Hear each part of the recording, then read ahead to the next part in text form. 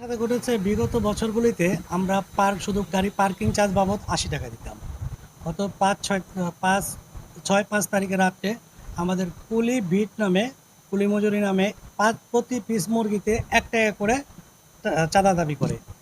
এটা আমরা না দিতে অস্বীকৃতি জানাই এবং আমাদের এই ১ টাকা করে দিতে গেলে প্রতি গাড়ি মুরগিতে ৫০০ থেকে ২৫০০ টাকা প্রদান করতে হয়, যেটা আমাদের ব্যবসা পরিচালনার ক্ষেত্রে খুব অন্তরায়। এমত অবস্থায় আমরা মুরগির পরিবহন বন্ধ রেখেছি। আমাদের পৌরসভার আন্ডারে প্রায় ২৫০ দোকান আছে। আমাদের এই পেশার সাথে কমপক্ষে ১,০০০ ঊর্ধ্বে লোক কর্মরত আছে। আমরা চাইতেছি পূর্বের ন্যায় পার্কিং চার্জ ব্যতীত অন্য কোনো টাকা আমরা প্রদান করব না। যেহেতু আমরা কুলি ব্যবহার করি না, কুলির নামে এই টাকাটা আমাদের কাছে চাঁদাবাজি বলে মনে হয়। যতদিন পর্যন্ত আমাদের এই ৮০ টাকার ঊর্ধ্বে ৮০ টাকা করে নির্ধারণ করে না দিবে, ততদিন পর্যন্ত এই ধর্মঘট চলমান থাকবে। প্রথমে আপনার টিউনি স্যারের কাছে গেছি। ওইখানে যাওয়ার পরে ওই তার অভিযোগটা জানাইছি।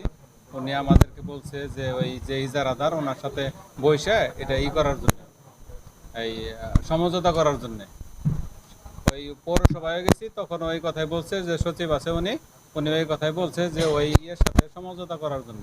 তারপরে আমরা থানায় গেছি, থানায় যাইয়া তারপর ওই অভিযোগটা দিছি। অভিযোগটা দেওয়ার পরে ওই ওসি স্যার ছিল না, ওসি স্যার আসলো। আসার পরে উনি বললো যে ওই একই কথা বললো, যে এটা দেখতেছি আপনারা যদি পারেন তাহলে ওনাদের সাথে সমঝোতা করে এটা চালিয়ে যান।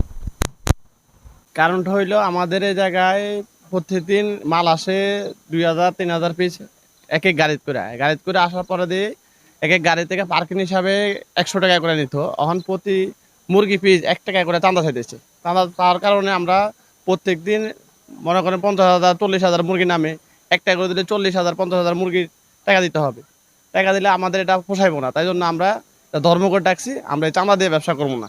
তাই জন্য আমাদের সাভার স্থানে পৌরসভার ভিতরে যত দোকান আছে সব দোকান বন্ধ। আমার দোকান হচ্ছে সাভার চৌরঙ্গি মার্কেট। আমি ওইখানে দোকান করি, ঠিক আছে। আমরা প্রতিদিন মাল নামাই, আগে কোনো চাঁদা দিতে হইতো না। এখন আমরা মাল নামাই প্রতি পিস প্রতি ১ টাকা করে দিতে হয়। আমরা চাঁদা দিয়ে ব্যবসা করব না, এর জন্য আমরা দোকান সব বন্ধ রাখছি। পৌরসভার ভিতরে যত দোকান আছে আমরা চাঁদা মুক্ত না হওয়া পর্যন্ত আমরা দোকান খুলব না, এর জন্য আমরা সব বন্ধ রাখছি।